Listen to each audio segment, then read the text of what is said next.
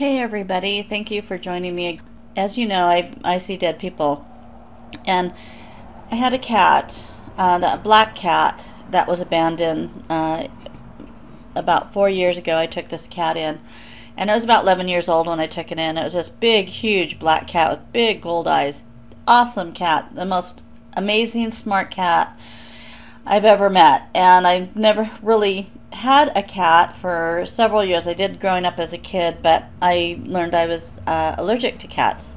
So, and it was great. This cat was fabulous with my little Yorkie, and it let my Yorkie jump all over it and lick its face, which most cats wouldn't do. As the cat was getting older, I knew it was a kind of sickly cat, and it did have some seizures, and it was just its age and not being taken care of at a younger age of its life.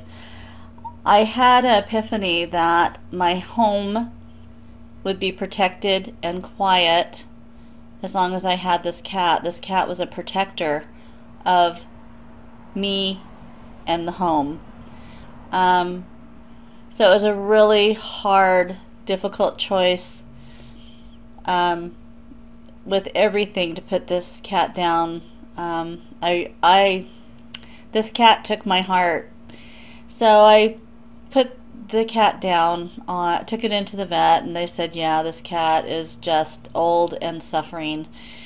So the most humane thing to do is to put it down, which for any human that's had to put a loved one animal down, I think it's the most suckiest thing that we have to do in life, to make that choice. We take the God role in that, and because we love them so much, we don't want them to suffer. And so I put the cat down Saturday. Now let me progress to Monday night. It was the first night I really slept without any lights on in my house. Usually I have a light on because I've had black shadow people and stuff. But when I had this cat, I had nothing. My house was at peace and tranquility. I never was scared. And prior to that, I had many experiences of shadow people touching me and being in my room. So let me back up to Monday night. I guess I was in a heavy dream state, but it was almost like I was awake. I heard a noise, and I was in a house. I'm in a duplex now, and I was in a house that had 2 levels. And I heard a noise like someone was in the house. So I peeped out my bedroom door, which was on the 1st level, and I saw a gray shadow figure climbing the stairs going up to the bedroom area. So I said, okay, cool, I'm going to close my door. I kind of made my bed so they didn't think anybody was in that room, and I slid underneath the bed to hide because I knew someone was in the house, and so I thought I'm going to hide from this person so I don't get harmed. So I slide under the bed, and all of a sudden it was like a horror movie. This gray shadow pops to the side of underneath the bed and grabs my side of my arm, and he's trying to pull me out of the bed from underneath the bed. And I break free, and as I'm pushing on the person, who I think is a person that it had arms and legs, thin body, and it was gray, and a round head that was bald, no features.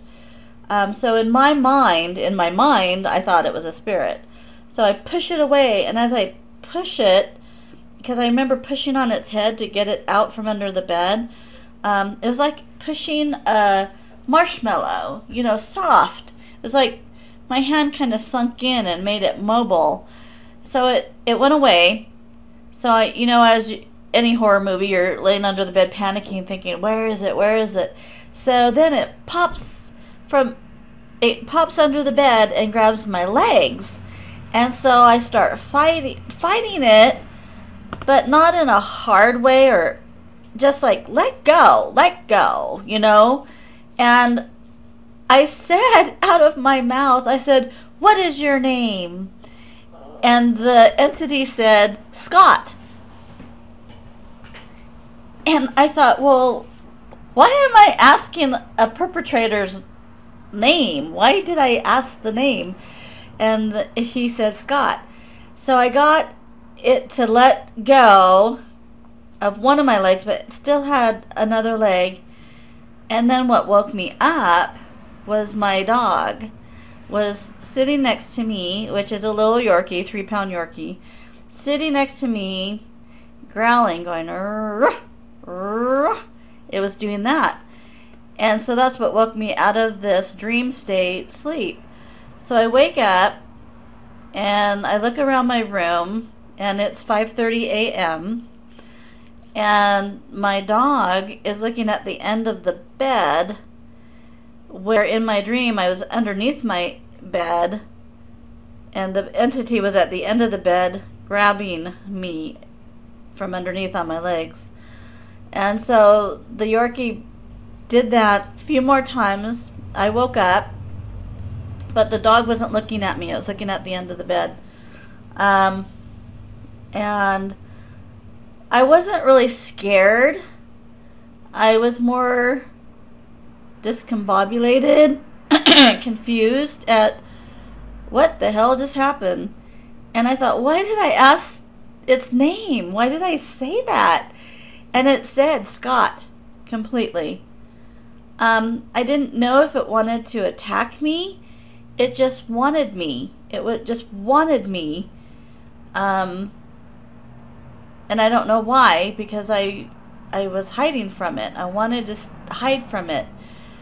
So if anybody out there that's intuitive medium can interpret this, or anybody can interpret this, all I remember is A, it was gray, had no features, but it was a body, bald head, and it was soft. It was soft like pushing on, all I could think of is a marshmallow, or you know those rubber balls that you squeeze and are really pliable and soft. It was kind of like that, but soft. And it gave me a name, Scott, and then I was woken up by my dog that was looking at the end of the bed.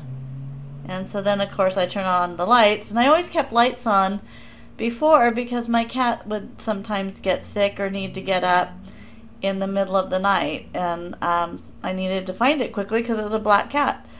So let me know what you guys think.